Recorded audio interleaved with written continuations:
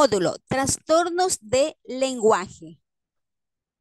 Propuesta, característica de la disfasia en niños de 6 a 10 años. Introducción.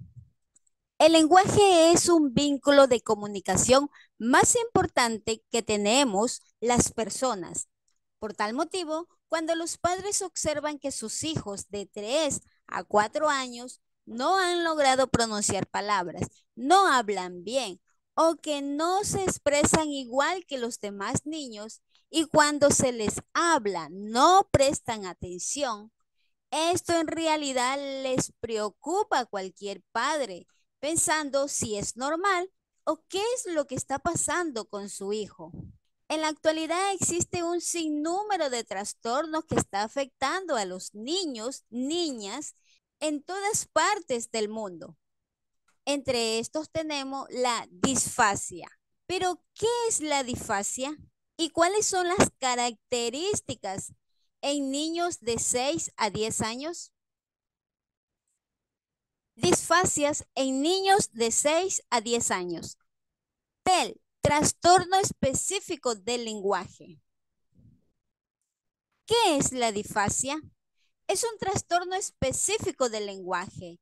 Es una difusión del desarrollo del lenguaje que no puede explicarse en términos de deficiencia mental, trastornos emocionales ni de privación ambiental. Es el niño el que se desvía de los procesos normales de adquisición del lenguaje. Sus primeras palabras aparecen a los 3 o 4 años y presenta un lenguaje esquemático más allá de los 6 años. Diferencia. La disfasia perdura por mucho tiempo. El RSL, el retraso simple del lenguaje, es temporal. Con el tiempo el niño lo adquiere, incluso sin necesidad de intervención profesional.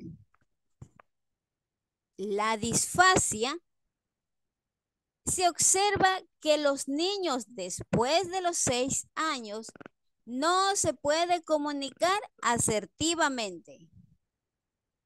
El RSL, alrededor de los 5 a 6 años, el niño ya tiene un lenguaje bien estructurado. La disfasia no tiene un buen pronóstico. El RSL tiene un buen pronóstico.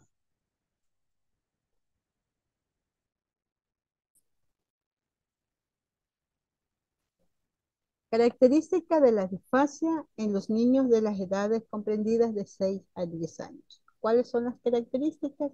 Existen algunas. Entre ellas tenemos el agramatismo. ¿En qué consiste?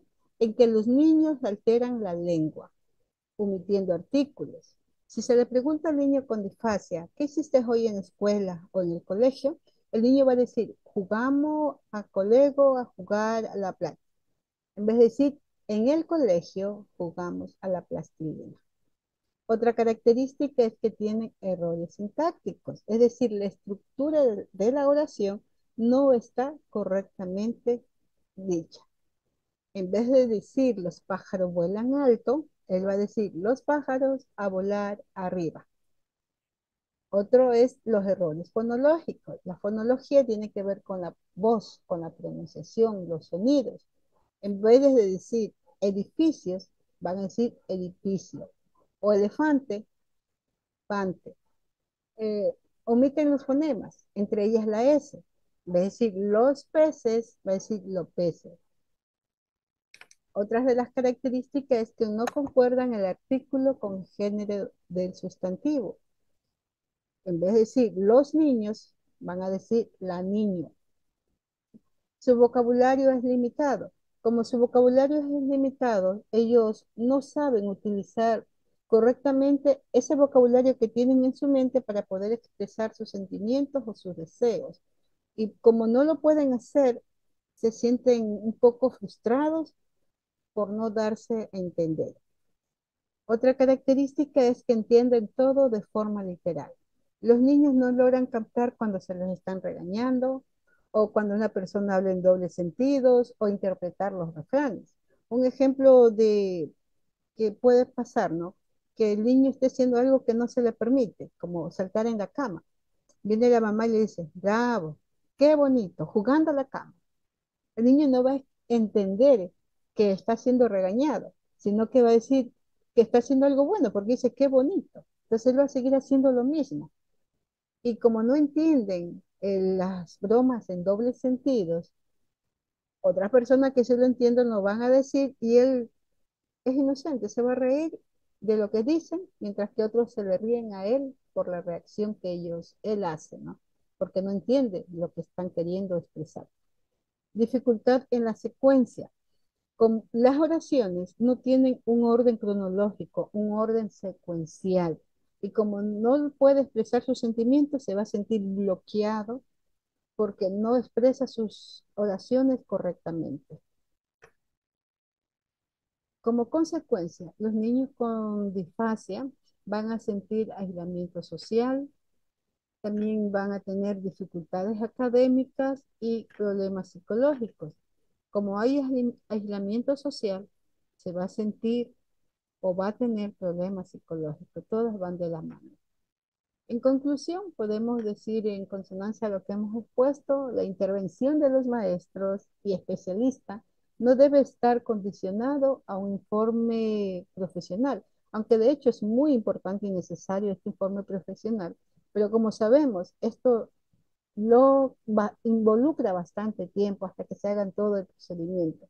Hasta que llegue ese informe, el niño con disfasia va a tener problemas. Por lo tanto, es importante que el maestro actúe con rapidez, ya que es una situación delicada y es muy importante detectarla a tiempo para beneficio del niño, que sea tratado al momento necesario, ya que la disfasia no es un problema temporal, porque si fuera un problema temporal ya no estaríamos hablando de una disfasia. La disfasia pasa a la edad del adolescente y se pasa también a la edad del adulto. Es un problema que sigue durante años en la vida de la persona. Desafortunadamente, por desconocer este problema, algunos niños con disfasia están siendo víctimas de maltrato, víctimas de humillaciones, de discriminación, ya que a las edades de 6 a 10 años se espera que el niño se exprese con claridad, que se exprese sus ideas tal como ellos quieren decir lo que sienten. Sin embargo, el niño con disfasia no lo logra, no puede hacerlo. Por eso es importante comprender y entender en qué consiste la disfasia y qué podemos hacer nosotros para poder tratar estos casos. En este breve análisis hemos considerado algunas características de la disfasia. Aunque los niños con disfasia tienen problemas en lo que es la lengua, en otras asignaturas en realidad ellos casi no representan ningún tipo de problemas. Gracias.